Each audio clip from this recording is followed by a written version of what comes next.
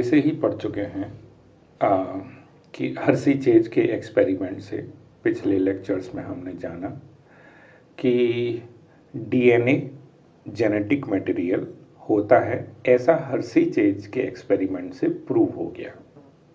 ठीक है, लेकिन कुछ वायरसेस जैसे कि हमने 11th क्लास में पढ़ा है TMB means tobacco mosaic virus, इसमें जेनेटिक मटेरियल आरएनए होता है। क्या होता है? आरएनए। और ऐसे ही एक है बैक्टीरियोफेज क्यूवी बैक्टीरियोफेज, उसमें भी जेनेटिक मटेरियल आरएनए होता है, सिंगल स्ट्रैंडेड आरएनए। तो फिर हमें दिखाई दिया कि जेनेटिक मटेरियल तो आरएनए भी है और डीएनए भी, लेकिन डीएनए इतना ज़्यादा प्रीडोमिनेंट क्यों है? प्रीडोमिनेंट मीन्स सभी ऑर्गेनिज्म में तो डीएनए ही मिलता है, कुछ वायरसेस को छोड़ दें तो, जबकि दोनों फंक्शन कर सकते हैं जेनेटिक मटेरियल का, तो डीएनए सभी में क्यों, कुछ को छोड़कर? जबकि आरएनए के दूसरे फंक्शंस हैं। क्या फंक्शंस हैं आरएनए के? जैसे ये न्यूक्लियस के अंदर डीएनए दिखाई दे रहा है जो जेनेटिक मटेरियल के रूप में काम कर रहा है, और फिर इससे ट्रांसक्रिप्शन हुआ, और ट्रांसक्रिप्शन एक प्रोसेस है जिससे डीएनए से बन जाता है आरएनए। आरएनए का टाइप है यहाँ एमआरएनए। तो बहरहाल ये एमआरएनए बन गया, और एमआरएनए न्यूक्लियस से निकल के बाहर आया, और दरअसल जो भी डीएनए पर कोडिंग थी, जो भी इस डीएनए पर सीक्वेंस था, वो ट्रांसक्रिप्शन प्रोसेस के द्वारा वो सीक्वेंस एमआरएनए पर आ गया। और वो जब एमआरएनए बाहर आया तो उसी सीक्वेंस के हिसाब से जो अमीनो एसिड होते हैं, अमीनो एसिड आप जानते ही हो, उस सीक्वेंस के हिसाब से डिफरेंट अमीनो एसिड आपस में जुड़ जाते हैं। जैसे कि यहाँ देख रहे हो, ये जो एक बॉल है ये अमीनो एसिड है, और ये मिलके क्या बना रहा है? एक प्रोटीन चेन बना रहा है, पॉलीपेप्टाइड चेन बना रहा है। लेकिन इस अमीनो एसिड को एमआरएनए के हिसाब से जोड़ने का काम करता है एक और आरएनए है जिसको बोलते हैं टीआरएनए। ठीक है, तो इसलिए इस टीआरएनए को बोलते हैं अडेप्टर मॉलिक्यूल। क्या बोलते हैं? Adapter molecule. बाकी बाद में हम देखेंगे। तो देखो, जब ये एमआरएनए मैसेज लेके आ रहा है तो इसको बोला मैसेंजर आरएनए, एमआरएनए, और ये टीआरएनए अडेप्टर का काम कर रहा है, इसलिए अडेप्टर मॉलिक्यूल भी बोलते हैं इसको। तो फिर यही तो पढ़ रहे हैं हम कि डीएनए जेनेटिक मटेरियल, जबकि आरएनए कुछ और ही फंक्शन कर रहा है। तो ये दोनों के जो भी फंक्शन है वो दरअसल इनके केमिकल स्ट्रक्चर के आधार पर हैं। जैसा जिसका स्ट्रक्चर वैसा उसका फंक्शन, वैसा उसका काम। ठीक है, अब वो आखिर क्या इनके स्ट्रक्चर्स में डिफरेंस है, वही हम देखने वाले हैं। ओके, कि डीएनए में ऐसा खास क्या है जिसकी वजह से वो जेनेटिक मटेरियल का काम कर रहा है, जबकि आरएनए में ऐसा क्या डिफरेंस है जिसकी वजह से वो जेनेटिक मटेरियल का काम नहीं कर रहा बल्कि कुछ दूसरे फंक्शन कर रहा है, ट्रांसमिशन के फंक्शन कर रहा है। तो डीएनए की डीएनए नहीं, जेनेटिक मटेरियल की कुछ कैरेक्टरिस्टिक होनी चाहिए, वही कैरेक्टरिस्टिक हम देख रहे हैं, वही क्राइटेरिया हम देख रहे हैं। ठीक है, तो एक कैरेक्टरिस्टिक होनी चाहिए जेनेटिक मटेरियल की कि वो रेप्लिकेशन कर सकता हो। रेप्लिकेशन क्या होता है? कि खुद जैसा मॉलिक्यूल बनाने की उसके पास एबिलिटी हो। ठीक है, दूसरा, वो स्टेबल मॉलिक्यूल होना चाहिए, केमिकली और स्ट्रक्चरली स्टेबल मॉलिक्यूल होना चाहिए। और हम ग्रिफिथ एक्सपेरिमेंट के दौरान देख चुके थे कि हीट किल्ड बैक्टीरिया भी, दरअसल हीट किल्ड एस बैक्टीरिया भी आर को ट्रांसफॉर्म कर सकता था, तो एस से कोई ना कोई ऐसा मॉलिक्यूल है कि बैक्टीरिया तो हीट की वजह से मर गया, लेकिन वो मॉलिक्यूल अभी भी डिस्ट्रॉय नहीं हुआ है। तो इतनी हीट से भी जब ऑर्गेनिज्म मर गया लेकिन वो मॉलिक्यूल डिस्ट्रॉय नहीं हुआ, it means it is stable molecule. तो ग्रिफिथ ट्रांसफॉर्मिंग प्रिंसिपल से भी हमें समझ आता है कि जेनेटिक मटेरियल दरअसल स्टेबल है। ओके, स्टेबल है। दूसरी बात है, मतलब तीसरी बात है कि जो म्यूटेशन है वो स्लो होना चाहिए, स्लो म्यूटेशन। ठीक है, क्योंकि स्लो म्यूटेशन दरअसल इवोल्यूशन के लिए रिक्वायर्ड एक शर्त है। तो म्यूटेशन भी कैसा होना चाहिए, स्लो। तो ये चीज भी स्टेबिलिटी से ही रिलेट करती है। अगर मॉलिक्यूल स्टेबल होगा, जितना ज़्यादा स्टेबल मॉलिक्यूल उतना ही म्यूटेशन का प्रोसेस होगा स्लो। म्यूटेशन तो आप समझते ही हो, जीन्स में या जेनेटिक मटेरियल में चेंज का जो प्रोसेस है, चेंज है, उसी को म्यूटेशन बोलते हैं। तो जितना ये स्लो होगा, और स्लो कब होगा, जब स्टेबिलिटी ज़्यादा होगी मॉलिक्यूल के पास, उतना ही म्यूटेशन या change in gene is slow. और जो चौथी बात है वो ये है जेनेटिक मटेरियल की कैरेक्टरिस्टिक में कि ये मेंडेलियन कैरेक्टर्स की तरह एक्सप्रेस कर सकता हो। Okay, Mendelian characters. तो अब देखते हैं कि जो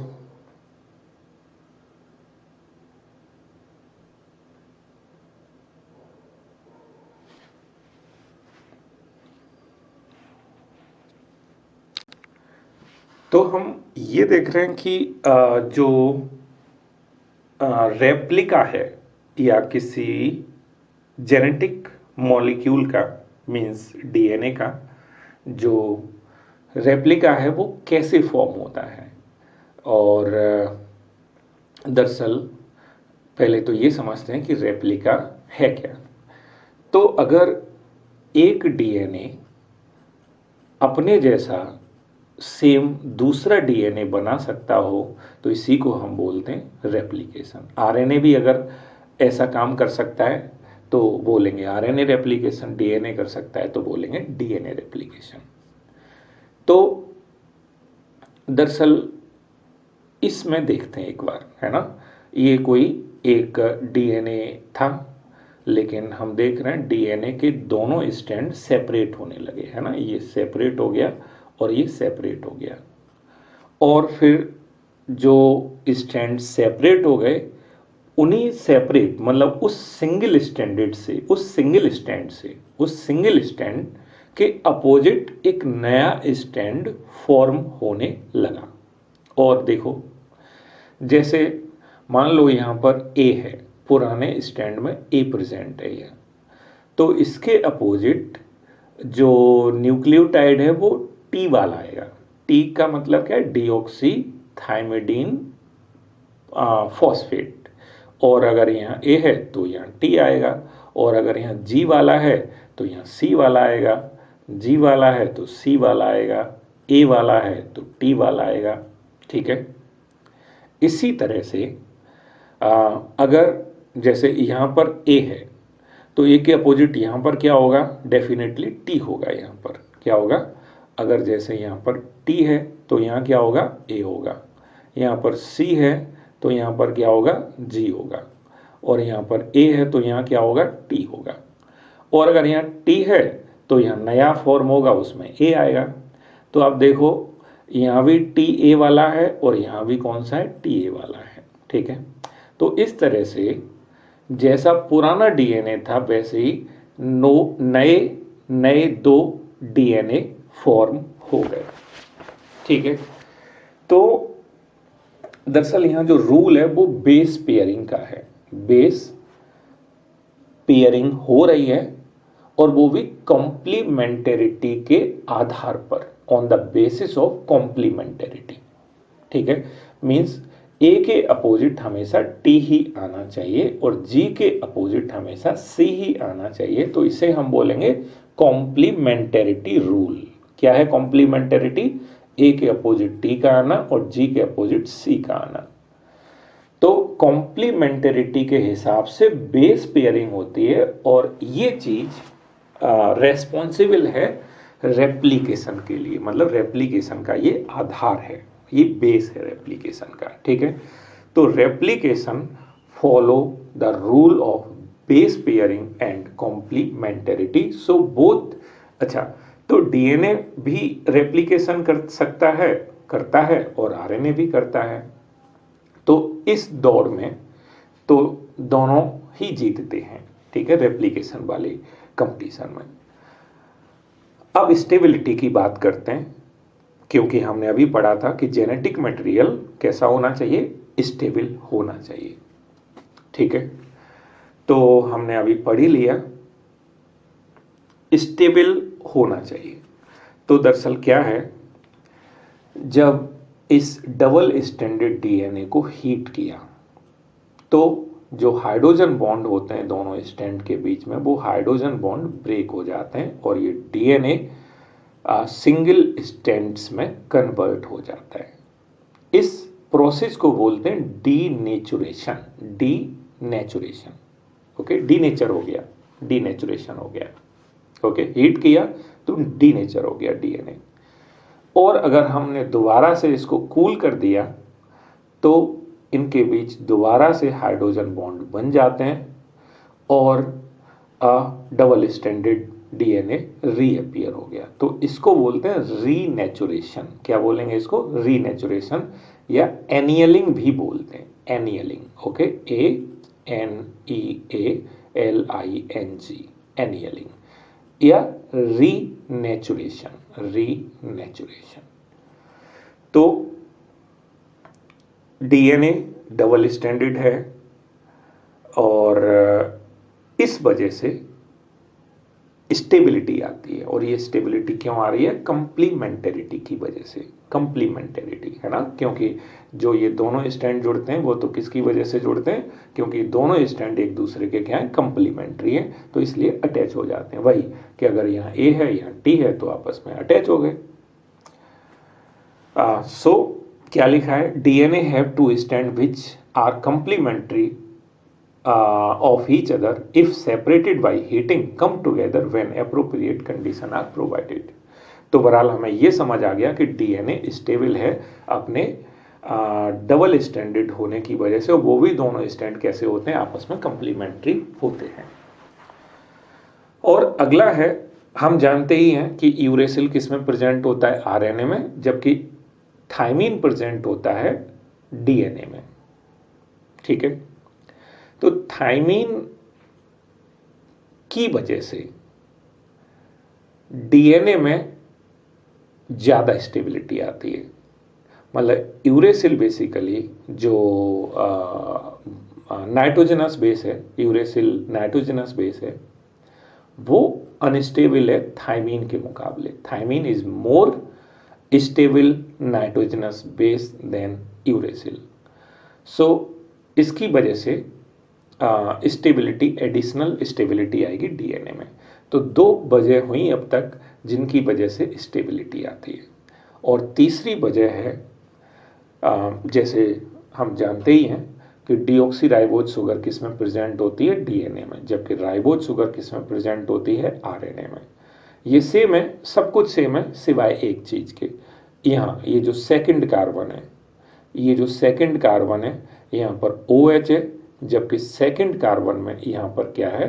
H है। इसीलिए इसका नाम भी, इसका नाम राइबोज और इसका नाम डीऑक्सीराइबोज। डीऑक्सी मीन्स ऑक्सीजन कम या नो ऑक्सीजन। ठीक है, अच्छा, हम जानते ही हैं जैसे फर्स्ट कार्बन पर जो ये OH है, ये तो बेस में बेस के साथ बॉन्ड बना के ये यूज हो जाता है। ठीक है, ये वाला जब पॉलीमराइजेशन होता है, पॉलीमराइजेशन का मतलब दूसरे न्यूक्लियोटाइड से जब अटैच होता है तो उसमें ये यूज हो जाता है। ऐसे ही फॉस्फेट के साथ यूज हो जाता है। तो सेकंड कार्बन किसी के साथ बॉन्ड नहीं बनाता, ना आरएनए में। अगर ये आरएनए की बात करो तब भी सही है, डीएनए की बात करो तब भी सही है। तो आरएनए में हर न्यूक्लियोटाइड के पास इस थर्ड कार्बन पर ऑक्सीजन प्रेजेंट होगा और ऑक्सीजन की वजह से इस शुगर की जो रिएक्टिविटी है वो ज़्यादा होगी। एक्टिविटी है ना, रिएक्शन कर सकता है किसी से भी, और रिएक्टिविटी ज़्यादा मतलब इसकी स्टेबिलिटी कम। तो आरएनए में प्रेजेंट हर न्यूक्लियोटाइड इस ओ की वजह से अनस्टेबल होता है इसके मुकाबले, डीएनए के मुकाबले। ठीक है, तो एक ये वजह है आरएनए में अनस्टेबिलिटी की।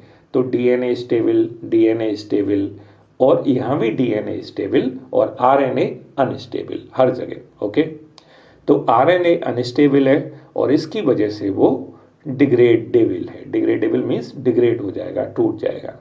और जो नेक्स्ट बात है स्टेबिलिटी के लिए, RNA also work as catalyst, hence it is reactive. RNA अगर सुना हो कभी तो एक वर्ड होता है राइबोजाइम। राइबोजाइम एक एंजाइम है। वैसे तो ये बात सही है कि ऑल एंजाइम या मोस्ट ऑफ द एंजाइम, वैसे ये बोलो all enzyme made up of protein.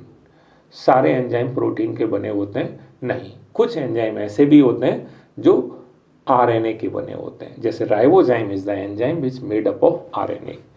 अब एंजाइम है तो किसका काम करेगा? कैटलिस्ट का काम करेगा। और अगर वो कैटलिस्ट है तो कैसा है? रिएक्टिव है। और अगर वो रिएक्टिव है तो कैसा है? वो अनस्टेबल है। तो बहरहाल यहाँ भी डीएनए स्टेबल, आरएनए अनस्टेबल। ठीक है, तो हर जगह आरएनए अनस्टेबल है और अनस्टेबल मॉलिक्यूल को कभी हम नहीं बना सकते या वो काम नहीं कर सकता किसकी तरह? जेनेटिक मटेरियल की तरह। RNA being unstable mutate at faster rate। Viruses में RNA होता है इसलिए वो फास्ट इवॉल्व होते हैं। RNA virus evolve fast. अब इन सभी का जो भी हमने पढ़ा अभी तक,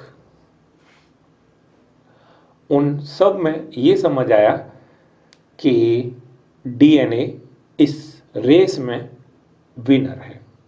और डीएनए विनर है तो मतलब डीएनए को ही होना चाहिए जेनेटिक मटेरियल आर के मुकाबले। Okay, RNA can directly code for synthesis of protein, hence can easily express the character. DNA however dependent on RNA synthesis of protein machinery evolve. हाँ, अब इस पॉइंट में बोला गया है कि भाई देखो, आरएनए इस पॉइंट के हिसाब से रेस को जीतता हुआ महसूस हो रहा है ना? कैसे? इसमें देखते हैं। देखो, होता क्या है, बॉडी के सारे फंक्शन डिपेंड होते हैं प्रोटीन सिंथेसिस पर। बल्कि ऐसा कहो कि all functions of our body are the manifestation of chemical reactions. Body के जो भी फंक्शंस हैं वो सभी फंक्शंस मैनिफेस्टेशन है किसके? केमिकल रिएक्शंस जो बॉडी में होती हैं। और बॉडी के अंदर हर केमिकल रिएक्शन डिपेंड होती है कैटालिस्ट पर। कैटालिस्ट है ना, कैटालिस्ट नहीं तो रिएक्शन नहीं, रिएक्शन नहीं तो हमारी बॉडी कोई भी फंक्शन नहीं कर सकती, कोई भी फंक्शन। और ये कैटालिस्ट प्रोटीन होता है। ओके, और प्रोटीन वैसा बनता है जैसे कि जेनेटिक मटेरियल है। ठीक है, बहरहाल प्रोटीन बनना महत्वपूर्ण है बॉडी के लिए। और यहां देखो, प्रोटीन बन रहा है किसकी मदद से? आरएनए, जो आरएनए इधर से आया है। और यहाँ ये अमीनो एसिड को भी जोड़ कौन रहा है? वो भी मदद कौन कर रहा है? टीआरएनए। बहरहाल ये प्रोटीन का जो सिंथेसिस है वो पूरा का पूरा आरएनए के आसपास है। ओके, मींस डीएनए को भी प्रोटीन बनाने के लिए डिपेंड रहना पड़ता है आरएनए पर। और आरएनए सेल्फ रेप्लिकेटिव भी है, बस अनस्टेबल ज्यादा है ना? मीन्स प्रोटीन सिंथेसिस पूरी की पूरी आरएनए के आसपास ही है। फिर भी आरएनए जेनेटिक मटेरियल नहीं है और उसके पीछे एक ही वजह है, DNA is more stable. So यहाँ लिखा the above discussion indicate that both RNA and DNA can function as genetic material but DNA being more stable is preferred for storage of genetic information. For the transmission of genetic information, RNA is better.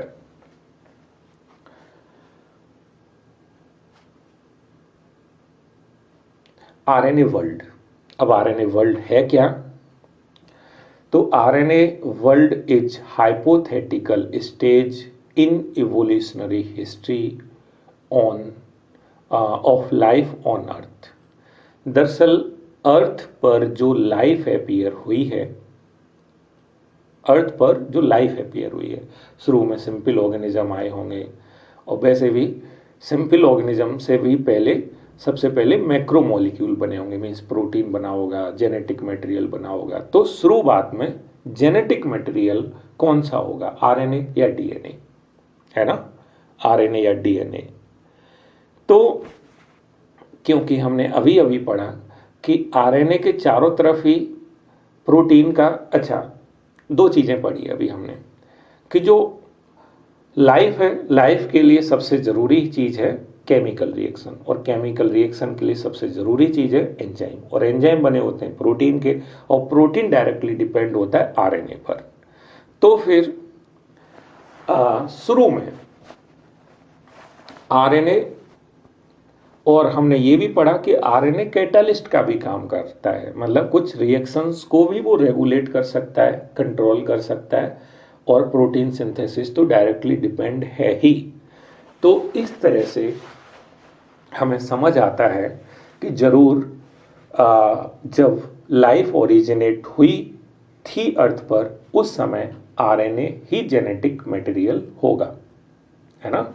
ये बिल्कुल वैसा है दरअसल, जैसे कोई बंदा है और वो शुरू करना चाहता है एक कंपनी, कंपनी भी लाइफ की तरह है ना, कई सारे फंक्शन होने होते हैं कंपनी में, कई सारे वर्क होने होते हैं कि हाँ भाई इसमें कॉमर्स भी देखना है ना, इस कंपनी में प्रोडक्शन भी देखना है, इसमें डिस्ट्रीब्यूशन भी देखना है, इसमें सब कुछ देखना है, ठीक है।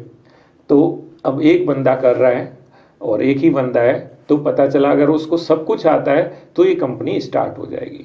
लेकिन जैसे जैसे ये कंपनी इवॉल्व होगी, डेवलप होगी, वैसे वैसे कि एक फंक्शन एक बंदे को दे दिया, दूसरा काम मार्केटिंग का किसी को दे दिया, है ना, प्रोडक्शन करवाने का या करने का किसी और को दे दिया। तो इस तरह से बाद में ये जो भी स्पेसिफिक स्पेशलाइज्ड लोग हैं उनको दे देते हैं। ऐसे ही सेम लाइफ की ओरिजिन में हुआ होगा कि शुरू में क्योंकि आरएनए ज़्यादा फंक्शन कर सकता है, वो जेनेटिक मटेरियल का भी काम कर सकता है, वो कैटालिस्ट का भी काम कर सकता है, वो प्रोटीन डायरेक्टली बना भी सकता है, तो ये ज़्यादा बेहतर है स्टार्ट करने के लिए लाइफ। तो ऐसा ही होगा, शुरुआत में आरएनए ही जेनेटिक मटेरियल होगा, लेकिन क्योंकि वो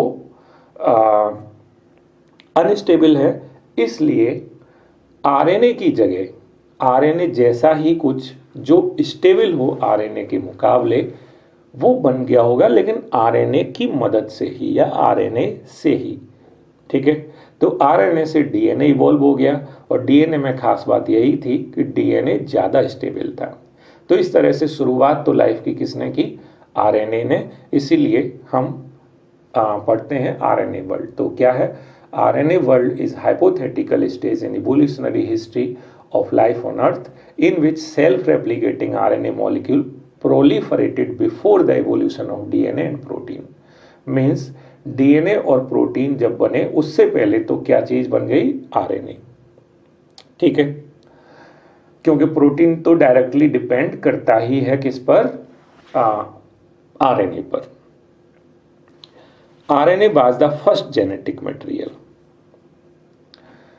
There is now enough evidence to suggest that essential life processes वो सब किस पर डिपेंड होते हैं या किसके आसपास घूम रहे होते हैं? वो सब आरएनए के आसपास।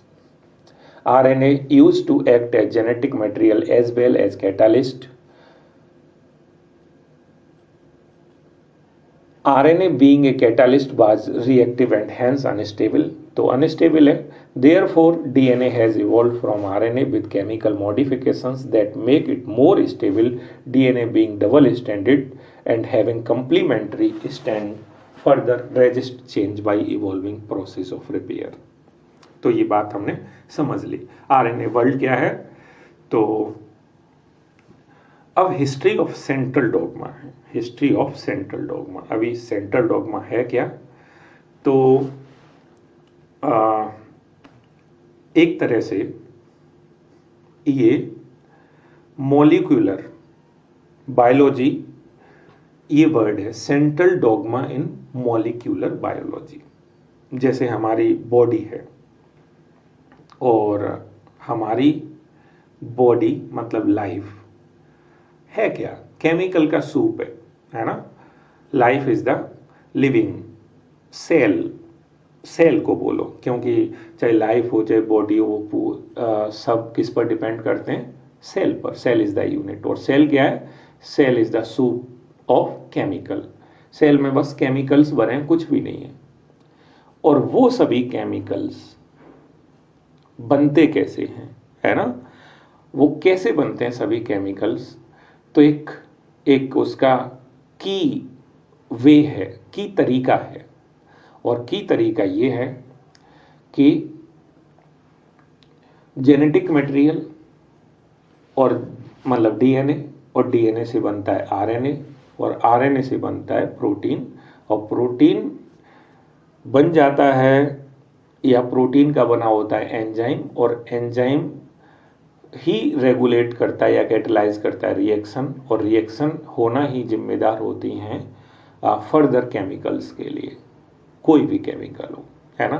तो बहरहाल जो केमिकल्स हैं हमारी बॉडी में वो सब कंट्रोल्ड हैं इस एक प्रोसेस से, और उस प्रोसेस को ही एक प्रोसेस है, और इसी प्रोसेस को हम सेंट्रल डॉगमा बोलते हैं। क्या बोलते हैं? Central dogma.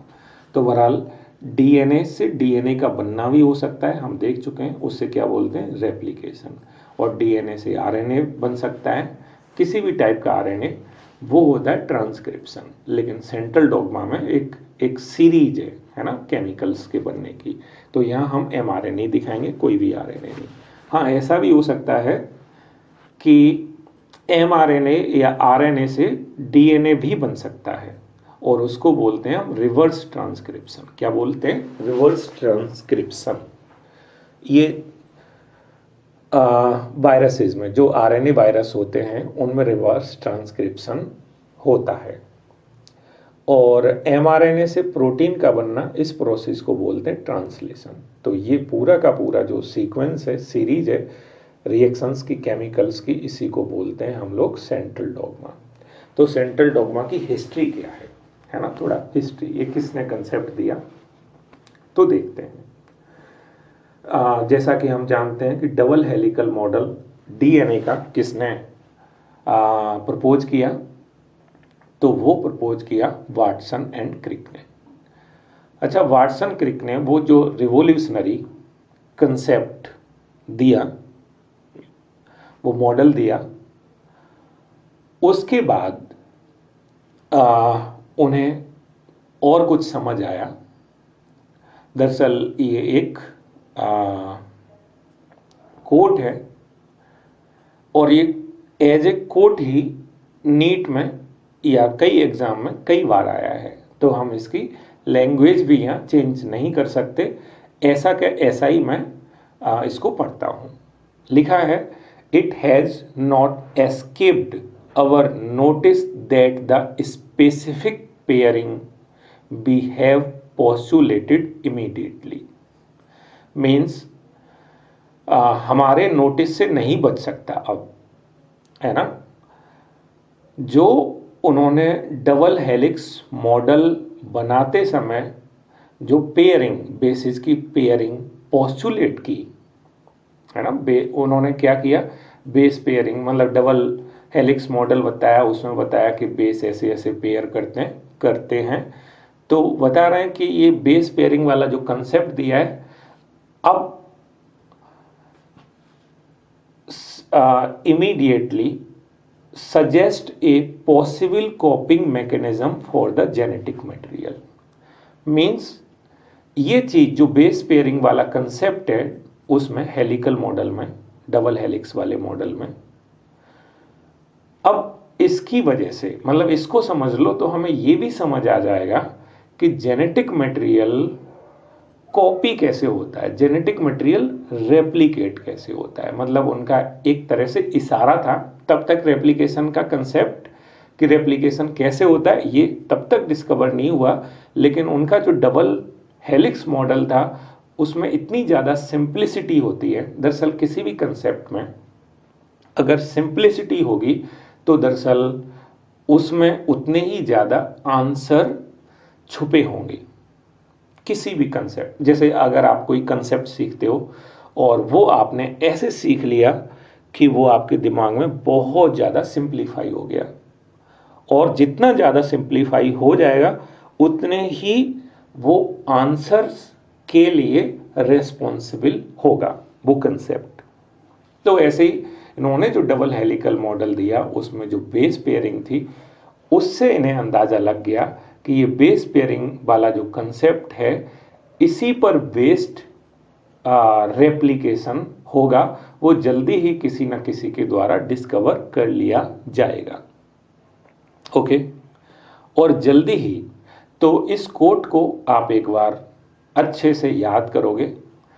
इससे रिलेटेड डायरेक्टली क्वेश्चन आते हैं, क्योंकि कोट दे दिया और बस पूछा गया कि बताओ ये किसने दिया, तो वाटसन क्रिक ने दिया 1953 में, और इसका क्या मीन है ये पूछ लिया गया। तो ये दो या तीन तरह के ही क्वेश्चन आ सकते हैं। और उसके बाद क्रिक ने प्रपोज कर दिया central dogma of molecular biology. वो ये है जो हम ऑलरेडी डिस्कस कर चुके हैं, विच states that genetic information flow from DNA to RNA to protein। Okay, आगे बढ़ते हैं। अब रेप्लिकेशन, और उन्होंने डबल हेलिकल मॉडल प्रपोज करने के बाद रेप्लिकेशन बता दिया कि रेप्लिकेशन इसी पर आधारित होगा, किस पर, बेस पेयरिंग पर। और कुछ समय बाद ही, है ना, Watson and Crick had proposed a scheme for DNA replication. और उन्होंने अब रेप्लिकेशन कैसे होता होगा इसकी उन्होंने एक वे भी बता दिया, एक तरीका कि ऐसे होगा रेप्लिकेशन, है ना, एक स्कीम बता दी।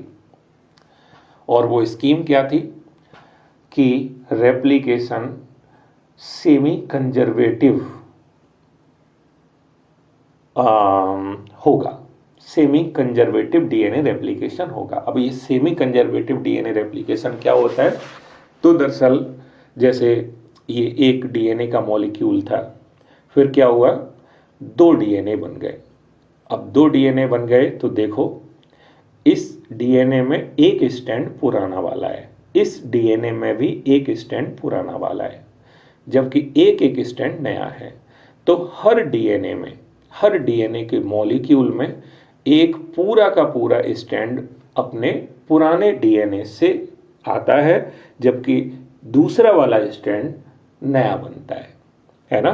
तो इसने दरअसल पुराने स्ट्रैंड को कंजर्व किया, लेकिन दोनों को नहीं, एक स्ट्रैंड को कंजर्व किया। तो हम बोल सकते हैं कि सेमी, है ना, कंजर्वेटिव है, कंजर्व हुआ, लेकिन एक मतलब आधा, अगर ये एक डीएनए तो इसमें आधा हिस्सा कंजर्व है, पुराने डीएनए से ऐसा का ऐसा ही मिला है, तो सेमी कंजर्वेटिव। तो डीएनए रेप्लिकेशन सेमी कंजर्वेटिव है, मतलब रेप्लिकेशन के बाद एक स्ट्रैंड वैसा का वैसा ही पुराने मॉलिक्यूल से नए में आ जाता है और एक नया स्ट्रैंड बन जाता है। और वो नया स्ट्रैंड बनता है वो किस आधार पर बनता है, वही बेस पेयरिंग से बनता है और कंप्लीमेंटेरिटी रूल के हिसाब से बनता है, जो हम पहले ही देख चुके हैं। तो क्या लिखा है, वाटसन और क्रिक ने जो स्कीम दी रेप्लिकेशन की, और वो स्कीम ये थी सेमी कंजर्वेटिव डीएनए रेप्लिकेशन। और इसकी थ्योरी क्या है, 2 strand would separate and act as template. Template का मतलब आई थिंक आप समझते होंगे, एक तरह से सांचा, है ना, कि जैसे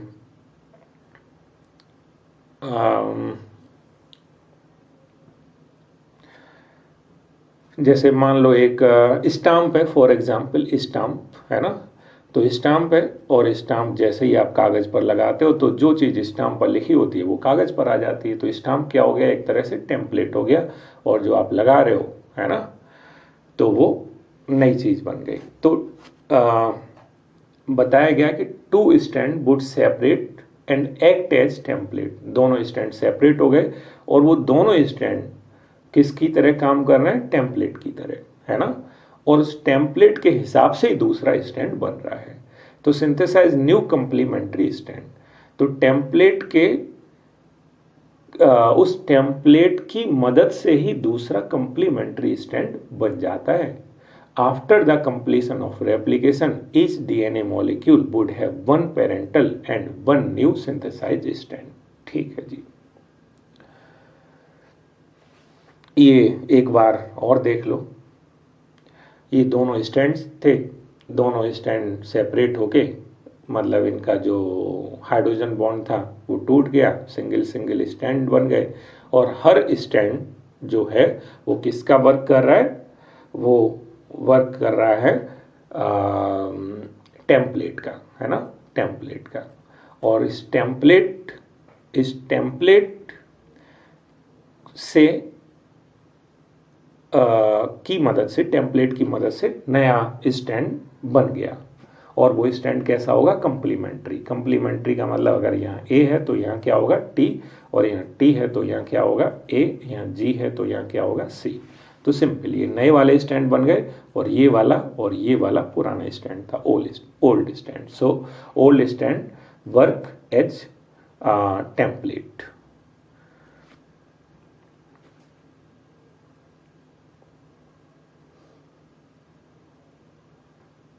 हाँ, तो ठीक है, ये हम पहले ही पढ़ चुके हैं।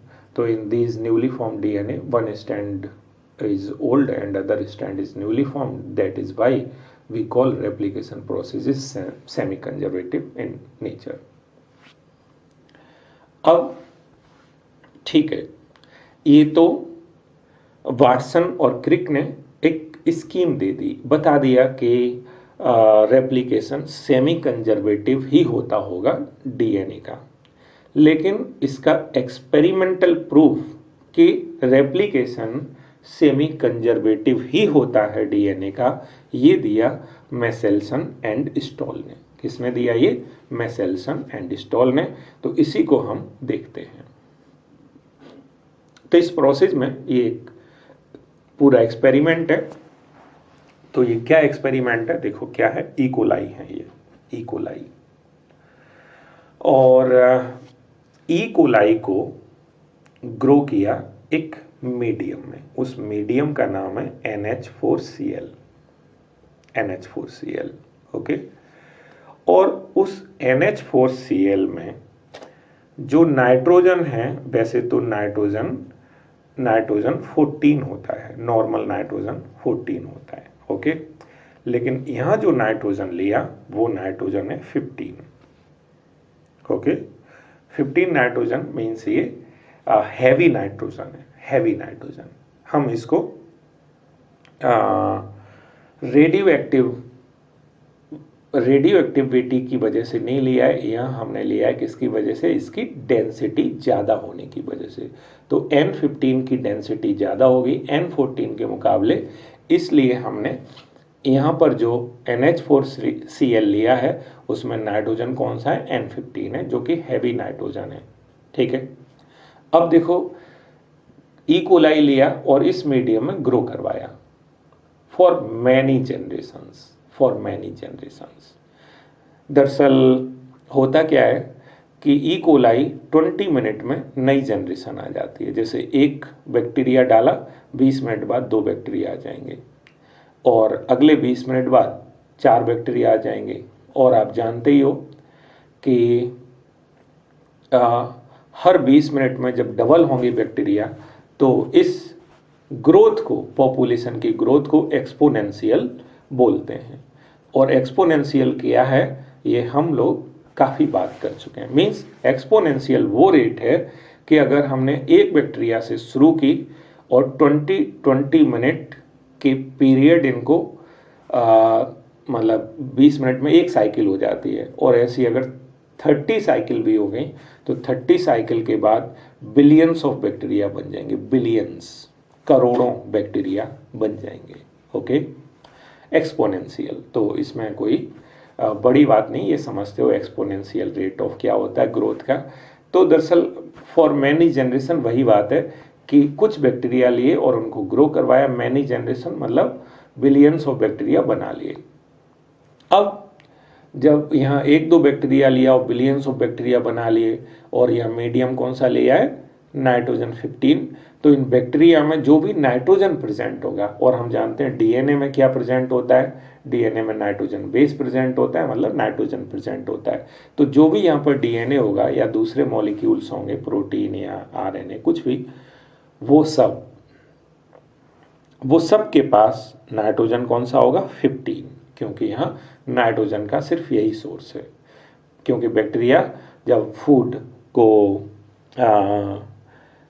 फूड लेगा उसी से ग्रो करेगा, और फूड में नाइट्रोजन 15 प्रेजेंट है, तो इस बैक्टीरिया के डीएनए, आरएनए, प्रोटीन सब में नाइट्रोजन कौन सी आ जाएगी, 15 वाली आ जाएगी। और वैसे भी हम यहाँ डीएनए रेप्लिकेशन से रिलेटेड बात कर रहे हैं, तो हम यहाँ फोकस करते हैं डीएनए पर। तो डीएनए में कौन सी नाइट्रोजन आ जाएगी, तो डीएनए में नाइट्रोजन आ जाएगी नाइट्रोजन 15। ठीक है, आगे बढ़ते हैं। अब क्या करेंगे हम कि इस बैक्टीरिया को हमने सेंट्रीफ्यूग किया, इसको जानते ही हो आप। और सेंट्रीफ्यूगेशन के दौरान हमने टेस्ट ट्यूब के अंदर डाला हुआ है एक डेंसिटी ग्रेडियंट, ठीक है। और डेंसिटी ग्रेडियंट का नाम क्या है, सीजियम क्लोराइड, CaCl। तो डेंसिटी ग्रेडियंट वही इस डेंसिटी ग्रेडियंट में, मतलब सीजियम क्लोराइड में ये जो डीएनए होगा वो अपनी डेंसिटी के हिसाब से एक खास जगह पर बैंड बनाएगा, अपनी डेंसिटी के हिसाब से। अगर डेंसिटी होगी ज़्यादा तो ये इसका बैंड बनेगा नीचे की तरफ, और डेंसिटी कम होगी तो बैंड बनेगा ऊपर की तरफ। तो डेंसिटी ग्रेडियंट ये करेगा, है ना, ठीक है, आप समझ गए।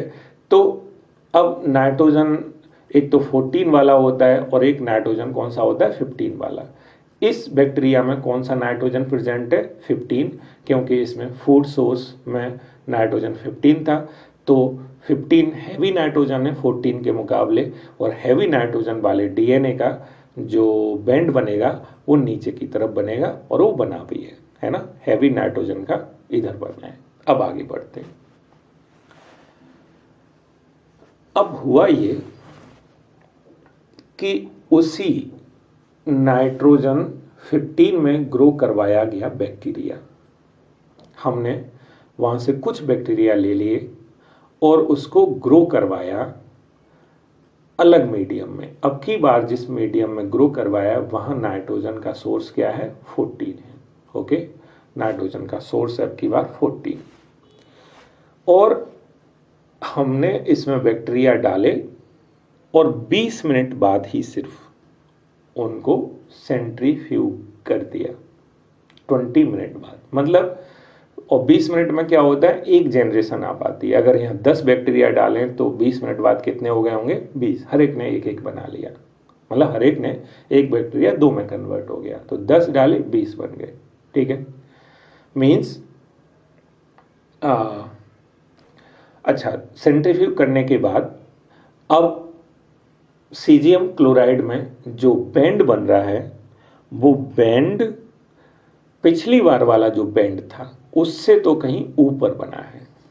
मीन्स वो जो डीएनए, वो जो डायरेक्ट इससे सेंट्रीफ्यूग करके लाए थे उसका बेंड नीचे बना था, और 20 मिनट बाद जो बेंड बना है वो इधर बना है ऊपर की तरफ। मीन्स इसका डीएनए हल्का है थोड़ा।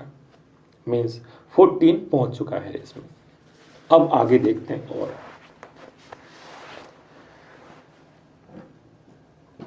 इसमें से वही पुराना वाला सैंपल 15 वाला, इसमें से कुछ बैक्टीरिया लिए और वो बैक्टीरिया कितने भी हो सकते हैं। अगर यहाँ 100 बैक्टीरिया मीन्स आपने कुछ निडल से, एक निडल से थोड़े बैक्टीरिया लिए, इस सॉल्यूशन में डाल दिए। अब जो भी बैक्टीरिया होंगे, मान लो 1000 बैक्टीरिया हैं, तो 20 मिनट बाद कितने बन जाएंगे? 2000 बन जाएंगे। और 40 मिनट बाद कितने बन जाएंगे? 4000 बन जाएंगे, डबल का डबल। तो अब की बार जो भी बैक्टीरिया लिए हमने 40 मिनट तक रखा, और 40 मिनट मीन्स अगर यहाँ 10 हैं बैक्टीरिया, 10 बैक्टीरिया, तो कितने हो गए होंगे? 40 हो गए होंगे। 10 से 20 और 20 से 40, ठीक है, क्योंकि 20 मिनट प्लस 20 मिनट। और सेंट्रीफ्यूग कर लिया, और सेंट्रीफ्यूग के बाद अब की बार जो बना है बेंड, वो और ऊपर बना है, यहाँ बना है सबसे ऊपर। तो हमने दरअसल ये काम 3 बार किया। सबसे पहले किया था 20 मिनट वाला, नहीं, सबसे पहले जो किया था वो हमने डायरेक्ट यहाँ से ले लिया। उसके बाद हमने 20 मिनट बाद, और उसके बाद हमने जो किया वो 40 मिनट बाद, ठीक है। तो जब डायरेक्ट यहाँ से ले लिया था तो बेंड बना नीचे, और जो 20 मिनट बाद लिया वो बीच में बेंड बना, और जो 40 मिनट बाद वो उस वाले में, उस टेस्ट ट्यूब में, जो सबसे लास्ट वाली टेस्ट ट्यूब है जिसमें 40 मिनट, उसमें दरअसल 2 बेंड बन रहे हैं। एक बेंड सबसे ऊपर बन रहा है और एक बेंड बन रहा है बीच में, ओके, एक मिडिल में और एक ऊपर। अब इसको एनालाइज करेंगे हम लोग, इसको एनालाइज करेंगे। इसका मतलब यही होगा, इसका मीन यही होगा कि अगर ये नीचे बन रहा है तो इसके दोनों स्टैंड में, इस स्टैंड में भी 15 वाला नाइट्रोजन है, और इस स्टैंड में भी 15 वाला नाइट्रोजन है। और अगर ये सबसे ऊपर बन रहा है बैंड, तो इसका मतलब हो गया कि जो डीएनए है उसके दोनों स्टैंड में 14 और 14 वाला डीएनए है, ठीक है। और जो बीच में बन रहा है, इस डीएनए में जो भी 2 स्टैंड हैं, एक में है 14 और एक में 15, तो 15 वाला ये तो हो गया भारी सबसे, ये हो गया सबसे हल्का, और ये हो गया वही मीडियम वाला, बीच का हो गया, ठीक है। लेकिन जो लास्ट वाला था, इसमें 14 वाला भी बना डीएनए, और 14 वाला भी डीएनए बना, 14 वाला, ओके। अब इसकी एनालिसिस करते हैं, इसकी एनालिसिस करते हैं। वो क्या है एनालिसिस? देखो, इसमें ये ब्लैक वाले जो यहाँ दिखाए गए वो 15 को बता रहे हैं, ब्लैक वाला 15 और रेड वाला 14 को, ठीक है। तो यहाँ देखो दोनों वही है, हाइब्रिड हाइब्रिड हाइब्रिड, और ये हल्का वाला लाइट वाला। दोबारा देख लो, तो यहाँ सभी डीएनए कैसा है? हैवी। यहाँ जो भी डीएनए है वो कैसा है? हाइब्रिड। और यहाँ आधे हाइब्रिड हैं और आधे कैसे हैं? लाइट हैं। तो इस चीज की एनालिसिस करनी है, जरा एक बार देखते हैं। ये एनसीईआरटी में फोटो दे रखा है, तो देखो हो क्या रहा है। ये 20 मिनट 40 मिनट ये तो हमने अच्छे से पढ़ ही लिया है, ठीक है। तो देखो क्या हुआ, ये इधर चला गया स्टैंड, एक स्टैंड इधर चला गया, और इन दोनों पुराने स्टैंड ने वर्क किया किसका? टेम्पलेट का। टेम्पलेट हमने पहले बात की, सांचा है ना, और टेम्पलेट के अपोजिट ही नया स्टैंड बन गया, नया स्टैंड बन गया। तो इसमें एक पुराना और एक नया, और हम जानते हैं पुराने वाले में जो डीएनए था वो कौन सा था, 15 था। और क्योंकि अब की बार जो बैक्टीरिया ग्रो कर रहा है 20 मिनट के लिए, वहां तो हमने मीडियम कौन सा डाला, 14 वाला डाला था, है ना, NH4Cl डाला था, और NH4Cl में नाइट्रोजन कौन सा था, 14। तो अब नया जो स्टैंड बनेगा उसमें नाइट्रोजन कौन सा आएगा, 14। तो देखो इसमें भी 14 आया, इसमें भी 14 आया, और जब सभी डीएनए में 14 वाला आएगा तो ये डीएनए सभी कैसे होंगे, ना तो पूरी तरह से भारी होंगे और ना ही पूरी तरह से हल्के होंगे, बल्कि बीच में इनकी कहीं डेंसिटी होगी, तो बीच में लाई करेगा।